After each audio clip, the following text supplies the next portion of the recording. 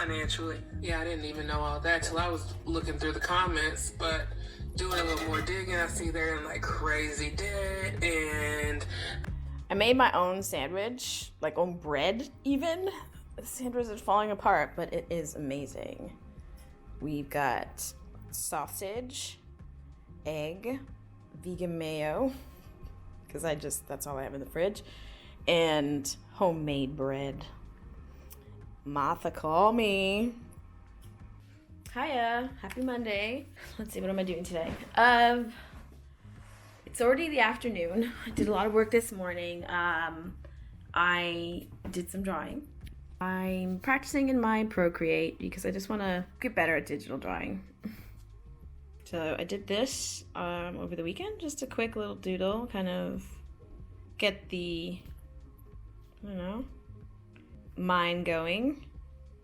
This person doesn't exist, just only in my mind. And this is what I did today. I have the time lapse somewhere on the screen. Started the morning with like a quick little doodle, face doodle. I did these kind of face doodles when I first started to do pen drawings and get back into drawing again.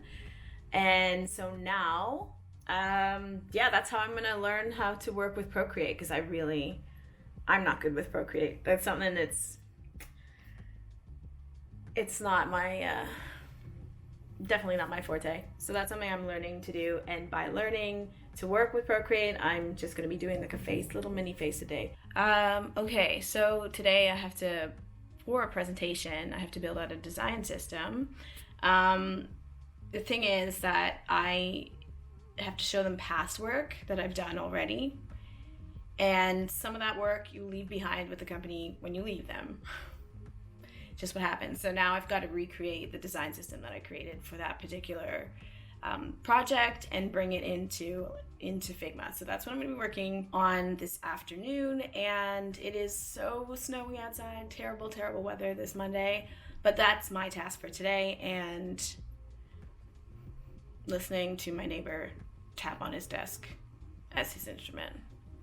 I'm going to be presenting to the hiring manager, and hopefully that will be the last big interview for this particular position. I am excited about the role. Hopefully it works out, but yeah, there's always an issue when people ask you to do a lot of work for a presentation when they aren't. It's very broad and just very vague in general. So you could either be spending 20 hours on a presentation you have to do, or 3. That's podcast topic.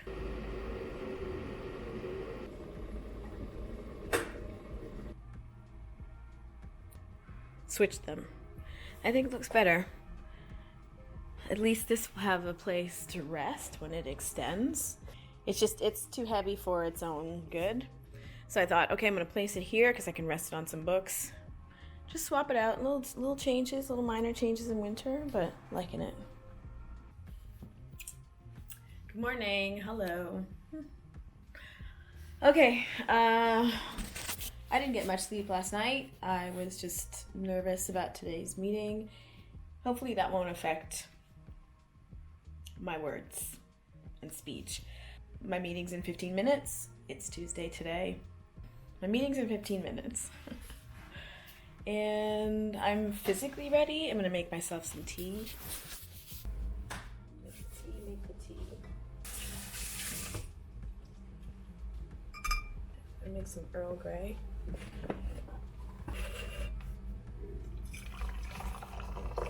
Outfit of the day: leg warmers, jersey dress, sweater, because I am cold. But you know what? Once this week is done, I think I'll feel more energized. My adrenaline is wearing off. I've just been hit with a wave of fatigue. Ooh. Damn it. Okay. The tea's been made. Hopefully this will help. Ooh. Good morning, miss. How are you? Just 1 second. This is the moment the universe tried to step in and stop this meeting from happening. My browser decided to update and cut off this conversation before it started.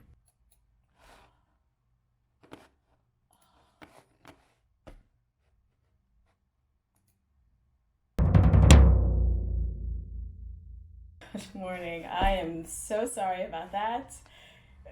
People think I'm hanging up on them. It's terrible.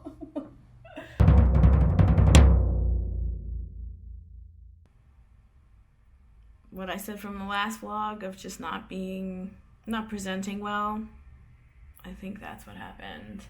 I have to do more work and have some more 1-hour interviews sharing my process. Everybody really wants to know exactly how I do things.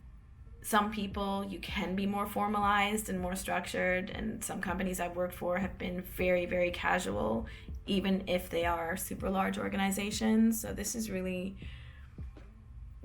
hard to get across that when I'm brought on a project, it's because they want to eliminate multiple roles and multiple people doing the job. Because I'm a digital developer and a designer, that puts me in this very interesting position where things don't have to be handed off to a developer if I'm working on it, because I am the developer if I'm working on it. So that, eliminates a lot of approval process. People are way more informal because they're just like, this is what we need done. We don't have to tell you what to do, and they also don't understand how to do it. So it's the conundrum, it's the challenge of being a hybrid. But I'm very structured, very processed in my work. I'm just fast. And because I am a designer and a developer, most people are not both, and they cannot understand how I am both. If you want to really position yourself so that you can be an asset to a company, it's by when they hire you, they eliminate having the need to hire somebody else to work adjacent to you. Does that make sense? Because when I left certain organizations, they had to split my job into 2 really distinct jobs because they couldn't find somebody who was able to design and to code. And so having to explain that to people, they are somewhat always in disbelief, but like the amount of work I pump out as a designer, developer, coder, and the amount of just the amount of work I can do because I have to be quick. I can't ruminate too much on small details. I just have to think on my feet and just work through it in a systematic way. But everybody wants to know, how do I do that? Future Laney here. I'm editing this right now. I found myself struggling with the explanation of the concept of the magical negro. If you don't know about the magical negro, you can look that up on YouTube. But basically, it's a trope in writing and in film. And a lot of people actually have these expectations that Black people, in particular Black women, will have these magical abilities when they are hired for certain jobs. Also, something else that was occurring in this interview was a microaggression. It was like soft racism. This sort of projection of a person's bias onto another person. So the question I was being asked was not, hey Laney, how do you execute a certain project? Demonstrate that with step 1, step 2, step 3. The question was, how do you know how to execute those projects, Laney? That's a whole different kettle of fish. And so sometimes I just get the urge to be like, well, when I learned in the hood from Jamal, he taught me. That's how I know how to do things. It's more about, how do I know how to do things, and they do not know how to do things. That ain't got nothing to do with me. That has nothing to do with me. I'm well-traveled, multilingual. I've had so many life experiences. Plus, I've gone to some of the best schools. Just because you didn't learn about other people and you learned that you were the top of the heap doesn't mean it's true. and doesn't mean that my experience or existence is a threat to yours. And so that becomes part of the interview, and they want to know, do I report to people? Of course I report to people, but because people know that once it's handed off to me that I'll get it done, they don't have to worry, they usually just let me be. Not like, leave me alone and let me, no, I know how to interact with people, I know how to be social, I know how to work with a team, but I also know how to work by myself. These people really need a lot of help. They have nothing, but they want me to tell them how I do my thing so they don't actually have to hire me, but they can have the information that I have. It's not gonna happen. Not for free anyways.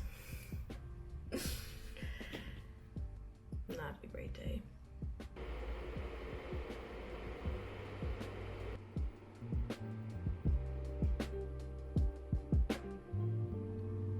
The most dramatic plant I own. In 2 hours, it's gonna be fine.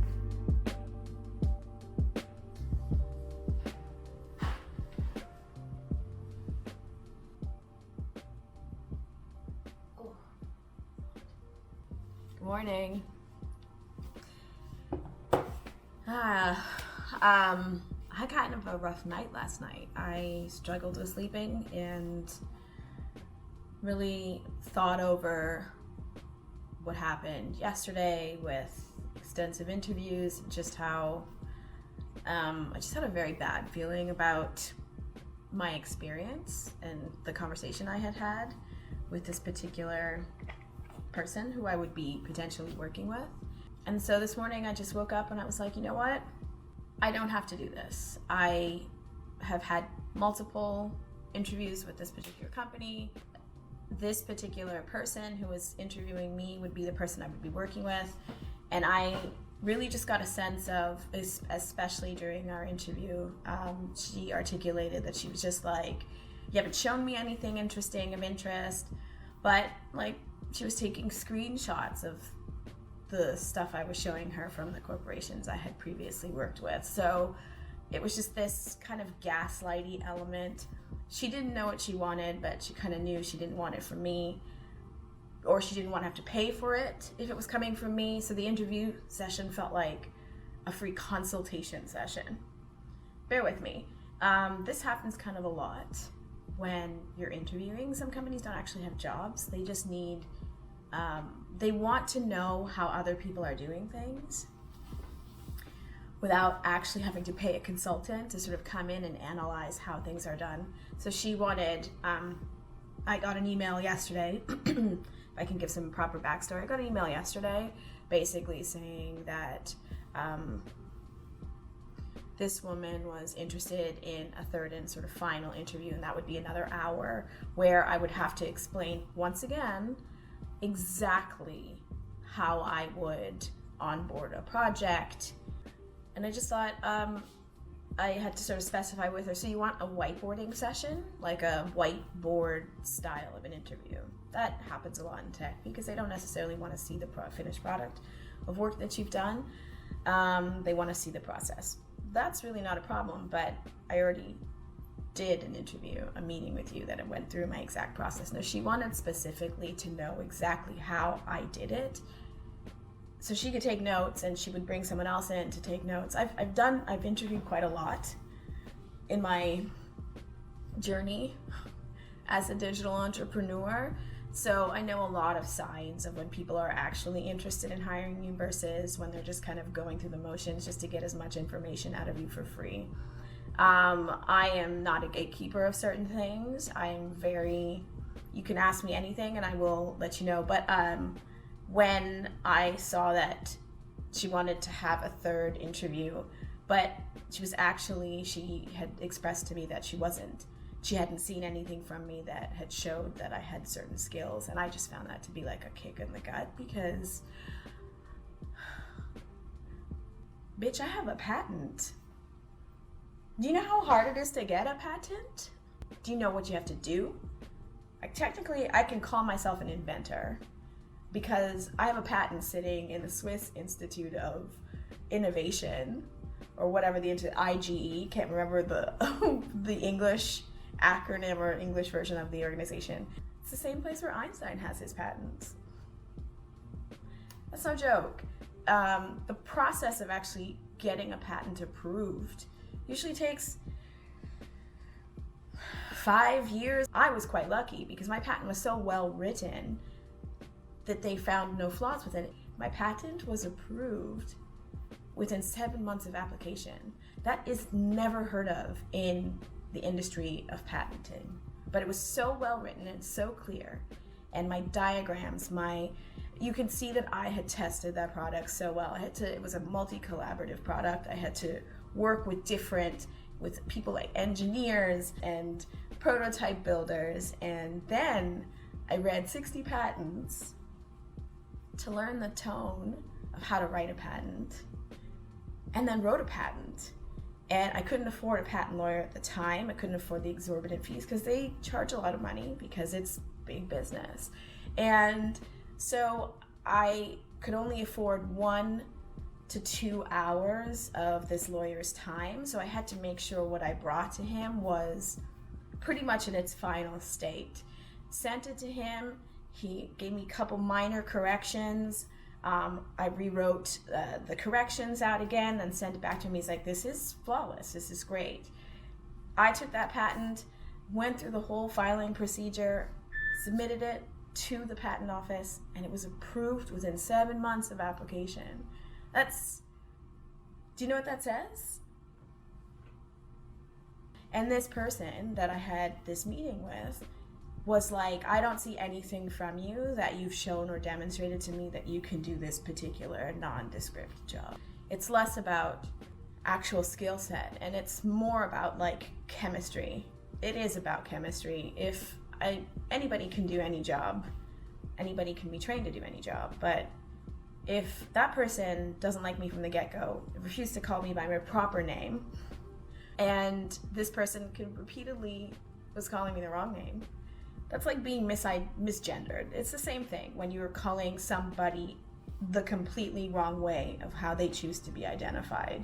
That's a real form of like a power move, especially when you've been told exactly how they would like to be addressed and you've decided that you're not going to address them that way. She changed our interview session to even it was only 20 minutes later or something. It was some weird power thing. And she was absolutely not listening to anything that I was telling her. She just was like, yeah, I'm okay, whatever. But you want a third interview with me? And then I basically at the end of this interview, I was like, I don't know, am I actually a real candidate for this role? And I think that kind of jarred her because I've been in this game. I know how when people are indecisive, they're not interested. It's the same as dating. It's the same thing. They're not into you. Let me move on. Don't keep dragging it out. Why? For whose benefit? I miss out on other opportunities to work with other people if this interview process drags out for weeks. And the way that I felt after about the work that I had produced in the past by her comments and her response, she wasn't actually responding to my skill. She was just like, I don't like this. And that's out of my control because you're not telling me what you do want or what you do like. And so when you are telling me what you do like, and I do the things, prepare myself to present in the way that you're interested in, and then you turn around and you're like, that's not what I want. That's gaslighting. That's indecisiveness. I'm not interested in working with that because I don't need to learn from somebody who's like this. So I woke up this morning, I was like, I'm withdrawing from this interview process. Now, I'm not in the financial position right now to be turning down a lot of work, but not all work is good work. Sometimes I just need to sit with my plants. I literally sitting next to my plant because the energy. I need green. I need to talk to my friends in order to just not feel terrible about my past work experience, because some people like to convince you that it's not enough. It is enough. If it's not enough for you, that's okay. You don't have to see a process out to the end if it's shooting all these flags at you saying this is a red flag, this is not going any further, like stop. So stop. Put yourself on another track where you are gonna have more a fulfilling feeling. Like, I love this company that I was interviewing for. I really love the product that they produced. This is not a reflection of the product. This is a particular person on that team that I just would not be interested in having to deal with on a day-to-day basis. I've been in toxic work environments before. I know the signs. So this morning I just pulled myself out of the process, and now I've got a few more interviews today, and just try to shake this funky feeling that I'm having, this feeling of inadequacy, because I shouldn't be feeling this way. I am gonna shake it. See what I mean? Fully recovered. Just a dramatic princess plant. Last night I was listening to an audiobook and I was doodling. So this is one of the faces that was in my mind. Also kind of influenced by the crappy interview that I had, but more like a before and after. I don't know what I was thinking, but yeah. Okay, I'm managed to pull myself together for meeting number 125. I'll lock that door behind me. I'm ready. No longer feeling just no longer feeling blasé. So that's important. Let's go.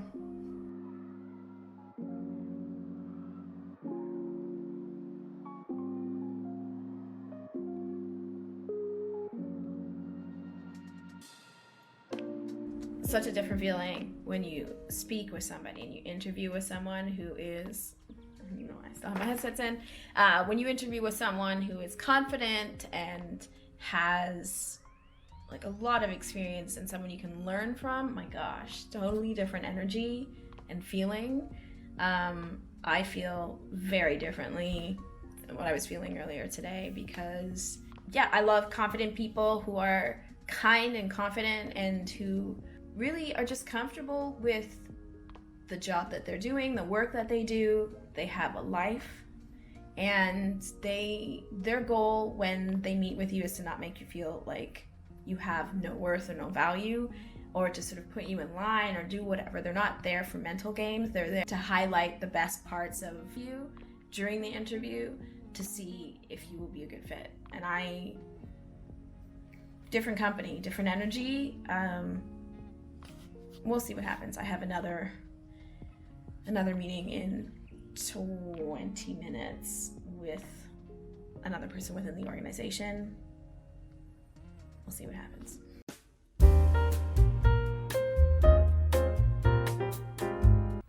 All right. Book club is about to start. I'm excited. Tonight's book is 7 Days in June by Tia Williams, and the author is going to be joining us, which is that's so cool. I'm still always freezing in my work room at nighttime, or just in general. That's why I'm dressed super Sherpa-like. Anyways, I'm excited. This book was great. This book club gets heated, gets fun, gets really animated. We're a lively bunch, and today, because the author is joining us, we are extra. There's gonna be a lot more people. Okay. Drums, please. Oh, You're unmuted. You're good. I'm unmuted. Yes. This is my first time guest hosting, everybody. I'm sure you couldn't tell. Okay, there we go. Awesome. Well, thank you guys so much for coming, for being on time. You guys are amazing. Gosh, there's so many people here. Welcome to the January meetup of Brown Folks Book Circle. So when I sat down to write it, I was just like Eva, a single mom living in Park Slope, Brooklyn, mother of a 12-year-old daughter, very precocious. debilitating migraines since I was a child, and a Creole mother with family from Louisiana, Natchitoches, Louisiana. So yeah, all of that is me. I want to experience stuff. Am I gonna fall in love again? Like, what am I gonna, like, what's the rest of my life gonna look like? And so I invented Eva's story to live vicariously through her.